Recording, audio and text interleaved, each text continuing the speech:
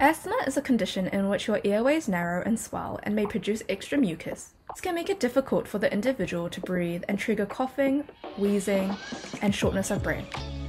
For some people, asthma is a minor nuisance, whereas for others it can be very difficult to manage. Asthma Action Plans are battle plans written by pulmonologists, allergists, and other related healthcare practitioners to help asthmatics combat the severity of their asthma.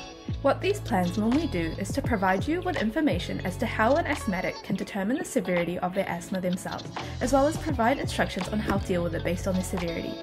Healthcare practitioners can use an asthma action plan when a patient consults with you about their asthma. The patient can use this every time their asthma has triggered. They will act based on the zones they are in. The following healthcare practitioners can use this printable asthma action plan: pulmonologists, pulmonary rehabilitation therapists, allergists, immunologists, and pediatricians. To use an asthma action plan, follow these steps. Write down the basic information regarding your patient. Here is an example of this on the screen. Next, figure out the patient's severity levels and let them know. Asthma action plans are color-coded to indicate severity. Green means go. This means that despite the asthma being active, they are still well. The patient has good breathing and they are not coughing or wheezing, they can sleep well and can work and play without problems. Those in the green zone still have to take preventative medicine in order to make sure to stop the asthma in its tracks before it gets any worse.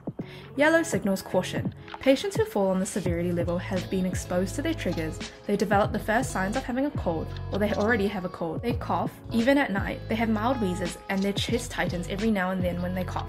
Patients need to take their preventative medicines alongside other prescribed medications to help curb asthma effects. Red is bad because it signifies danger. This means that preventative medicines and additional medicines are not working. The patient is having a hard time breathing. Their nose opens wide, they can't talk well, they wheeze more than normal, and they feel like something is strangling them while they cough. Patients in the red zone need to see a doctor. Note down their peak flow test time.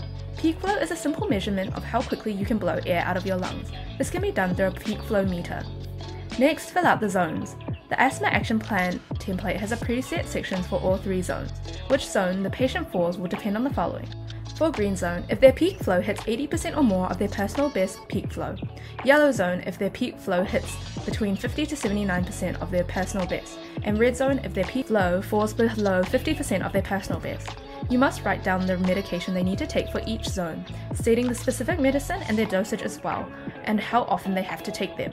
Here is a sample of our Asthma Action Plan, which you can find on our Carepatron platform. To find our Asthma Action Plan, go to our Carepatron platform or click on the link in the description. In our template section, we have a variety of templates and worksheets for you to use with your patients. You can filter or type in the keywords to find this worksheet. Thank you for watching our video at Carepatron. If you enjoyed this video, give us a like. If you would like to see more videos like these, subscribe to our Carepatron channel or click on one of our recommended videos.